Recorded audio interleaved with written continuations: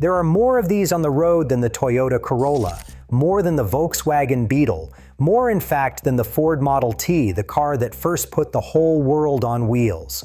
And yet there is one single vehicle that has outsold every one of them, and most people have never even heard its name. It's a tiny Japanese step-through called the Honda Super Cub. And by October of 2017, at Honda's Kumamoto factory in Japan, the 100 millionth one rolled off the line. By a massive margin, it is the best-selling motor vehicle ever built. A little step-through scooter, putt-putting through crowded streets from Tokyo to Jakarta, quietly outselling every car and truck in history. And that little bike is just the opening act. Because in the span of about 25 years, 4 Japanese companies, and here's the wild part, companies that used to build weaving looms, pianos, and warships, didn't just enter the motorcycle business. They took it over.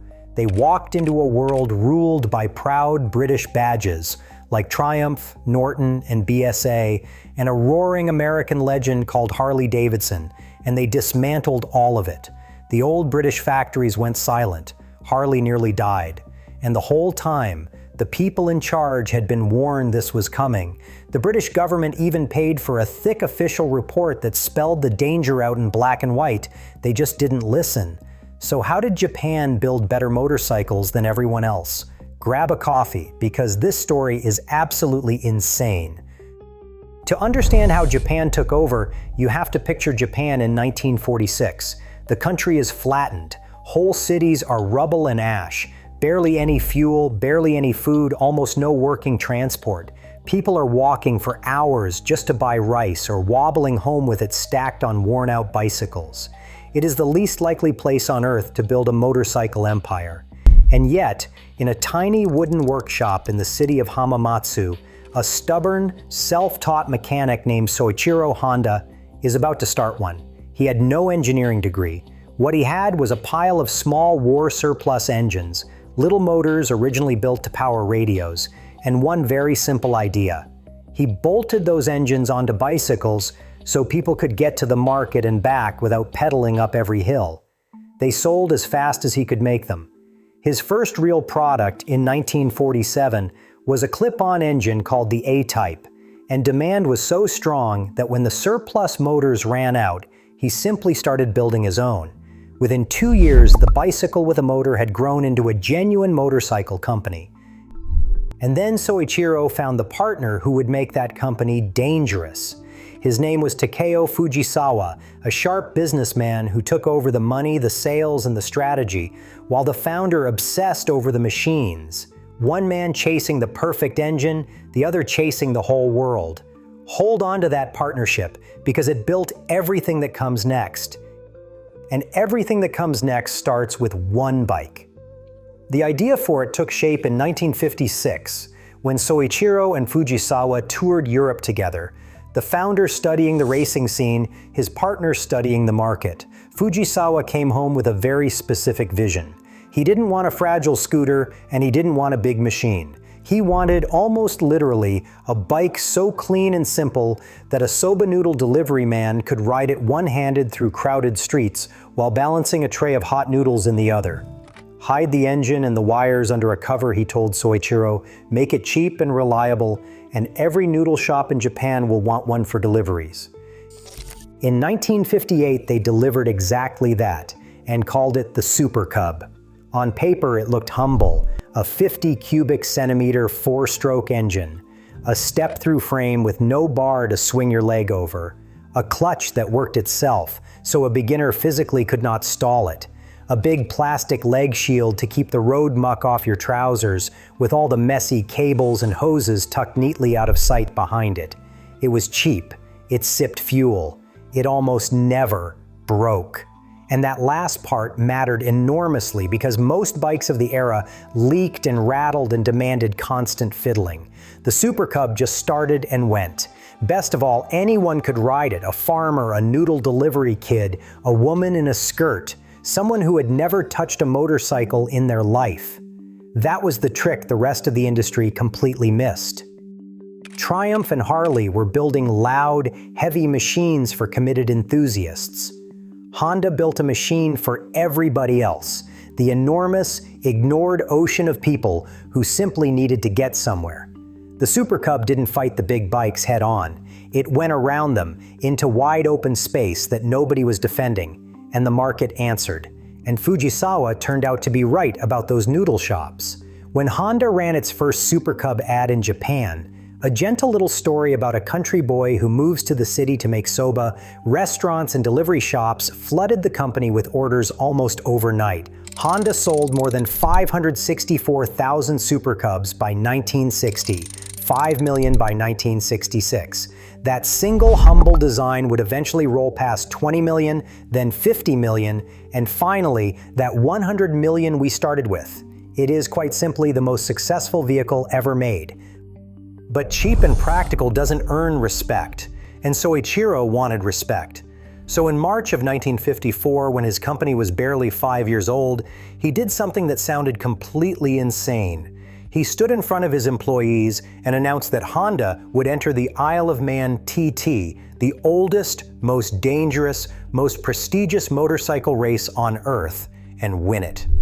This was a company that had been bolting radio engines to bicycles a few years earlier, now openly declaring war on the giants of European racing. Then he traveled to the Isle of Man to watch the race in person, and what he saw humbled him. The European machines were making roughly 3 times the power of anything he had imagined back home. He admitted later that he had never even dreamed of such a thing. Anyone else would have quietly buried the promise.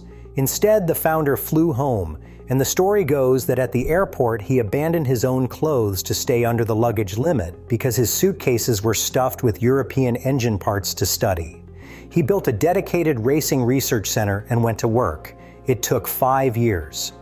In 1959, the first Japanese team most of the paddock had ever laid eyes on arrived at the Isle of Man, traveling so far off everyone's radar that their passports listed them as employees of a trading company, carrying a set of small 125 cubic centimeter machines.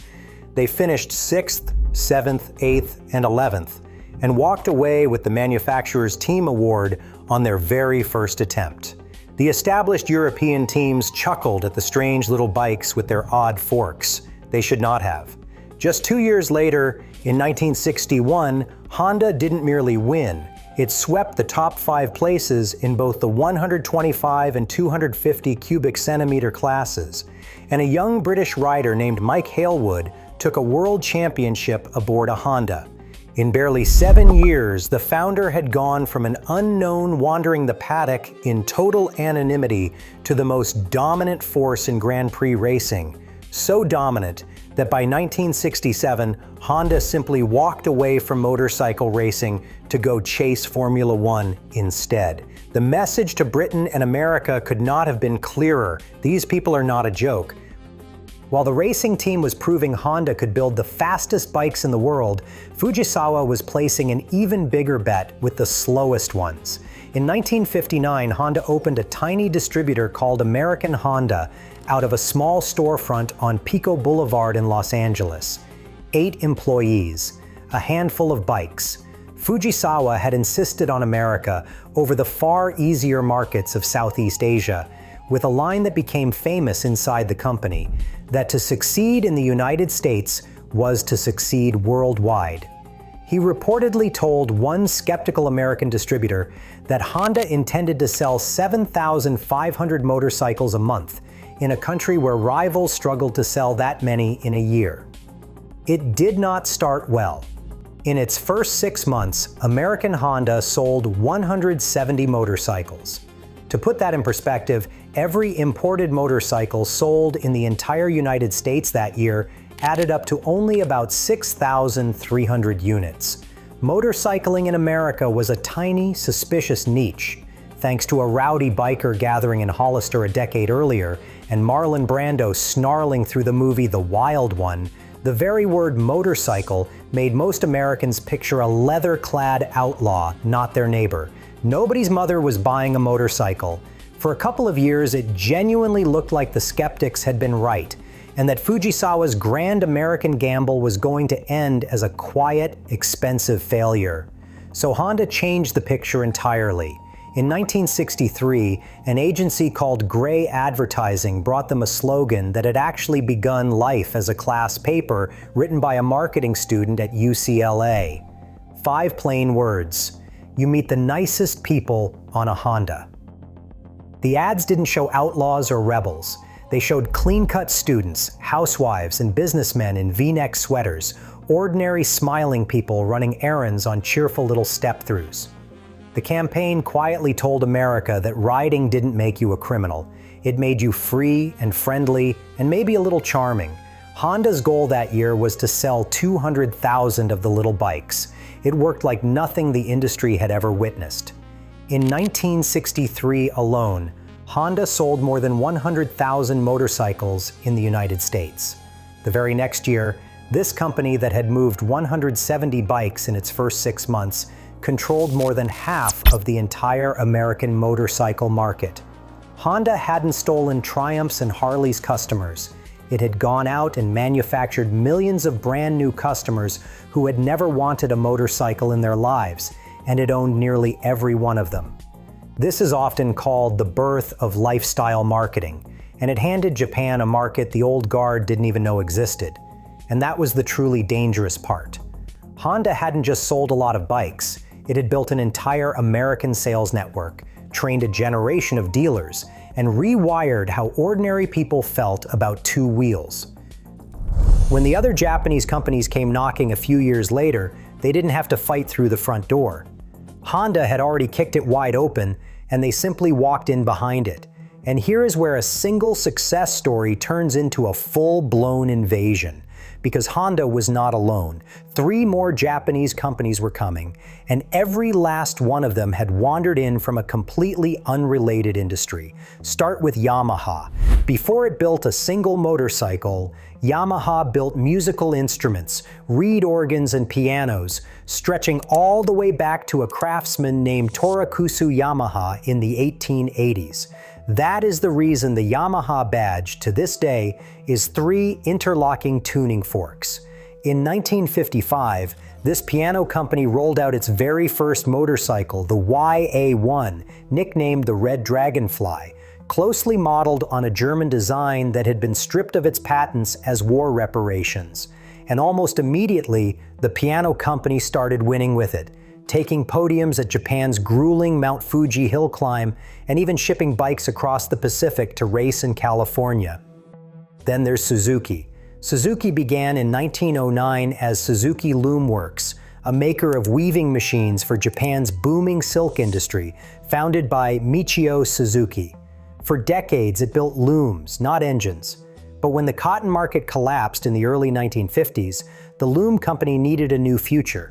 So in 1952, it bolted a tiny 36 cubic centimeter engine onto a bicycle, called it the Power Free, and reinvented itself as a motorcycle manufacturer. Within a few years, it was turning out thousands of machines a month, and it would go on to become the largest maker of 2-stroke motorcycles in the world. And then there's Kawasaki, maybe the strangest turn of all. Kawasaki started in 1878 as a shipyard founded by Shozo Kawasaki, and it did not just build ships, it built warships, submarines, destroyers, even aircraft carriers for the Imperial Japanese Navy right through the Second World War. That same heavy industry giant, the one that had armed a navy, turned its engineering muscle toward 2 wheels.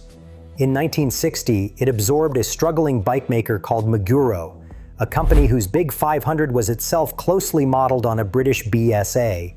And by 1962, Kawasaki was building complete motorcycles of its own, starting with the B8.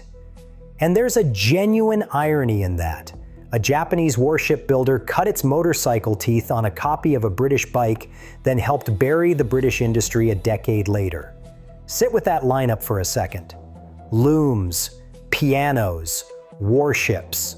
4 companies with almost nothing in common, all converging on the exact same industry at the exact same moment, all of them relentless, all of them cheap, and all of them improving faster than anyone in Britain or America believed was even possible. And the sheer speed of it is hard to overstate. In 1959, Japanese motorcycles barely registered in America. Within just a handful of years, Japanese factories were outbuilding the entire rest of the world combined, and Honda alone was producing bikes by the millions. In the small and mid-size classes, the fight was already effectively over. Japanese brands had swept up almost the entire market, leaving the old Western makers clinging to one last stretch of high ground, the big, high-displacement machines at the very top. And that, it turned out, was the next thing on the list. For a while, the men running the factories in Britain and in Milwaukee could still tell themselves a comforting bedtime story. Sure, they'd say, the Japanese own the small, cheap commuter bikes, but real motorcycles, big, fast, high-powered machines, those still belong to us. In 1969, Honda took that story out back and ended it for good. The bike was called the CB750, and it landed in America in January of 1969 for about $1,495, less than Triumph was charging for a smaller, older twin. For that price, you got a combination of things that had simply never existed together on a production motorcycle before. A smooth 736 cubic centimeters four-cylinder engine, an electric starter so you didn't have to kick it to life, and a hydraulic front disc brake, technology that up to then had lived on race bikes and supercars. It made around 67 horsepower, it would run to roughly 124 miles per hour, and this is the part that killed the competition, it did all of that reliably, day after day, without drama. A brand new word had to be invented just to describe it, superbike. And Honda had gone from blank sheet of paper to finished world-beating machine in a matter of months, at a pace the British firms couldn't have matched if their lives depended on it, which, as it turned out, they did. Now hold that machine up against what Britain was still trying to sell. British bikes of the era were infamous for leaking oil onto the garage floor, for shaking hard enough to loosen their own bolts, for electrics so unreliable they became a national punchline, and many of them still made you kickstart the engine by hand. Overnight, the proudest names in motorcycling looked like museum pieces. The Triumph Trident, the BSA Rocket 3, the Norton Commando, machines that had been the pride of British engineering months earlier, suddenly felt slow, crude, and old. And the CB750 was only the opening shot. Kawasaki answered in 1972 with the 900 cubic centimeters Z1, even bigger and even faster, and a whole wave of Japanese four-cylinder machines poured in behind it. There were so many, so similar, and so good that the industry coined a term for the entire breed, the universal Japanese motorcycle. The West's very last safe territory was gone. By the early 1970s, the British motorcycle industry was in free fall. These were the companies that had once ruled the entire planet. Triumph, Norton, BSA, names with decades of racing glory stitched into them. Now they were hemorrhaging money and merging in a panic. Triumph, Norton, and what remained of BSA were folded together into a single desperate company called Norton Villiers Triumph, propped up with government money just to keep the lights on. And one by one, the historic factories went dark, taking thousands of skilled jobs down with them, men whose fathers and grandfathers had built the very bikes that once beat the world. By 1975, an industry that had once dominated the entire planet had shriveled down to essentially a single surviving manufacturer hanging on by its fingernails. And this is the twist that makes the whole story land differently, because the British did not lose in the dark, ambushed by something nobody could have seen coming. In 1975, the British government commissioned a roughly 150-page report from the Boston Consulting Group titled Strategy Alternatives for the British Motorcycle Industry and laid it before Parliament. It was, in effect, an autopsy performed while the patient was still breathing. And here is what makes it sting. The report did not blame Japanese trickery. It did not claim the Japanese had cheated or dumped bikes below cost or been handed some secret unfair advantage. It blamed Britain. It concluded that the British industry's obsession with short-term profit had, over many years, quietly starved its own factories of the investment they desperately needed. While the Japanese poured money into new designs, better engines, and modern plants, British managers had been raiding the parts bin for decades-old components and squeezing out one more year of profit. The Japanese poured everything into getting better every year. British managers, by contrast, had grown comfortable coasting on a reputation earned decades before. Honda was funneling the fortune it made on Super Cubs straight back into research and racing. Britain was simply cashing the checks. And so British bikes still shipped with hand kickstarters, while their rivals had electric ones, still shook and leaked and used decade-old parts, while Japan sold smooth, sealed, modern machines. The bikes hadn't just fallen behind on price, they had fallen behind on desire. Buyers simply wanted the Japanese product more. The report told the British, in plain black and white, exactly what had gone wrong and why. And this is the cruelest part of all. The paths it laid out to recovery were bleak, expensive, and slow, and by the time anyone finished reading, there was almost nothing left to save. They had the diagnosis. They no longer had the patient. If this story is blowing your mind, take 2 seconds and hit subscribe. This channel digs into the hidden history behind the machines everybody else takes for granted every single week. So that's Britain, warned, diagnosed, and finished. Which leaves the roaring American legend, because Harley-Davidson came within a whisker of dying right alongside them. In 1969, Harley was bought by a large conglomerate called AMF, a company best known for making bowling equipment. What followed is remembered by a lot of riders as the darkest chapter in Harley's entire history. The new owners pushed the factories to build more bikes, faster, and quality fell straight off a cliff. The machines that came out of that era earned a brutal reputation for leaking, rattling, and breaking down. And they earned it at the precise moment Japanese bikes were setting jaw-dropping new standards for reliability. And there's a bitter irony buried in that. The obsessive quality methods the Japanese factories used had been shaped in part by American experts who went to Japan after the war to teach exactly that discipline. America had handed Japan the playbook, watched Japan run it to perfection, and then forgotten to read its own copy. The numbers tell the whole story. In the early 1970s, Harley still owned around 3/4 of the American market for big heavyweight motorcycles. By 1981, that share had collapsed to somewhere around 20 to 30%, with Japanese machines routinely undercutting a Harley by $1,000 or more. By 1981, AMF had seen enough and quietly put the whole company up for sale, and there were real doubts that anyone would even want it. The most iconic name in American motorcycling was staring directly at the end. In 1981, a small group of Harley executives, led by a man named Von Beals with Willie G. Davidson, a grandson of one of the founders, standing beside him, did something audacious. They bought the whole company back from AMF, loaded themselves with enormous debt, and bet everything on saving it. And they were brutally honest with themselves about how they do it. They went and studied the Japanese, just-in-time inventory, obsessive quality control, actually listening to the workers on the line, the very methods that American experts had helped teach Japan after the war, now effectively bought back at a premium to rescue an American icon. But even that might not have been enough on its own. So Harley also went to Washington and asked for help. And in 1983, President Ronald Reagan signed a steep tariff on imported motorcycles with engines larger than 700 cubic centimeters, starting up near 45% and set to ratchet down over the following 5 years, specifically to give Harley room to breathe. And the Japanese response showed exactly how far ahead they were. Rather than pay the tax, some of them simply shrank their engines by a hair, turning a 738 cubic centimeter bike into a 694 cubic centimeter one, and slipped right under the line as if the tariff weren't even there. The protection still bought Harley time, and this time Harley used it well. A new engine called the Evolution arrived in 1984 and finally cured the reliability problems that had haunted the brand for a decade.